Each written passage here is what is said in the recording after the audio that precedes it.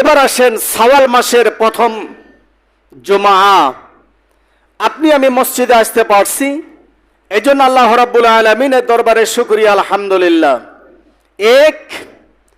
এই শাওয়াল মাসে 6টি নফল রোজা আছে।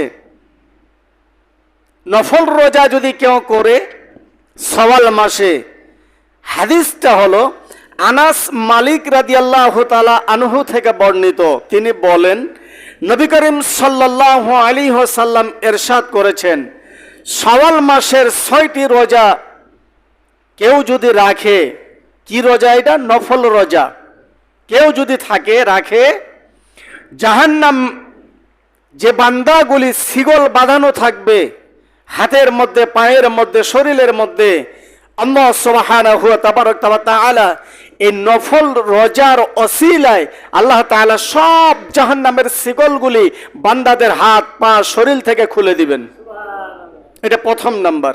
আনাস রাদিয়াল্লাহু তাআলা থেকে আবারও বর্ণিত, তিনি বলেন, শাওয়াল মাসের 6টি রোজা কেউ যদি রাখে তাহলে পুরো এক মাস, মাহে রমজান মাসে রোজা রাখলাম, শুরু থেকে শেষ পর্যন্ত আপনার আমার যত ভুল ত্রুটি, ছোট ছোট গুনাহ, মাসনুন গুনাহগুলি এবং রোজার মধ্যে যদি কোনো ভুল ত্রুটি থাকে, এই শাওয়াল মাসের 6টি রোজা নফল রাখার কারণে আল্লাহ সুবহানাহু ওয়া তাআলা বলেন, আমি আল্লাহ তোমাদের সব ভুল ত্রুটিগুলি নিজ গুণে মাফ করে দেব।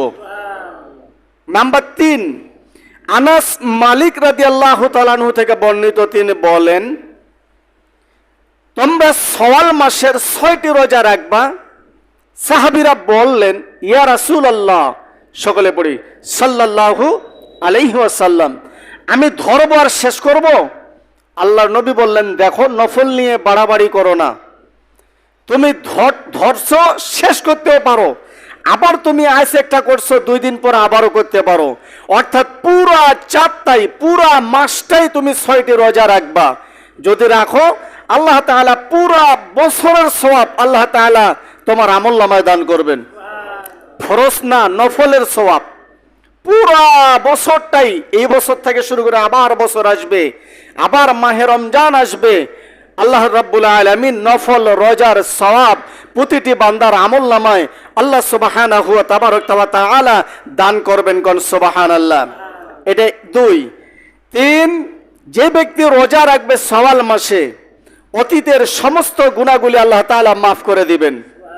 উদাহরণস্বরূপ বলা যেতে পারে কৃষ্ণচূড়ার পাতা, উদাহরণস্বরূপ বলা যেতে পারে সজনার পাতা, উদাহরণস্বরূপ বলা যেতে পারে তেঁতুল গাছের পাতা, উদাহরণস্বরূপ বলা যেতে পারে সৃষ্টির পাতা, যেগুলা টিকার মধ্যে নামগুলি আছে।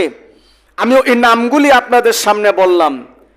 সারা বছর সজনা পাতা, সৃষ্টির গাছের পাতা, কৃষ্ণচূড়ার পাতা, তেঁতুল গাছের পাতা সুন্দর করে, সুন্দর সবুজ আকার ধারণ করে, কিন্তু যখন পাতাগুলি মরার সময় হলো, একটু টোকা দিলে পরে গাছতলায় দাঁড়িয়ে থাকবেন, ঝর্ণার পানির মতো পাতাগুলি আপনার আমার মাথার মধ্যে পড়তে লাগলো।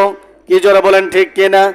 আল্লাহ রাসূল বলেন, কৃষ্ণচূড়ার পাতা, সৃষ্টির পাতা, যেগুলি নামগুলা বললাম, বলতেছি কিনা বলেন, তেঁতুল গাছের পাতা, সজনার পাতা, এই পাতাগুলা যখন মরে যায়, একটু টোকা দিবেন, এমন সুন্দর আকার ধারণ করে জমিনের মধ্যে পড়ে, না হয় খড়ি, না যায় ডিম ভাজা, না যায় শান্তা, আর না যায় ঝাড়ু দেওয়া, সব চতুর্দিকে সয়লাভ হয়ে যায়।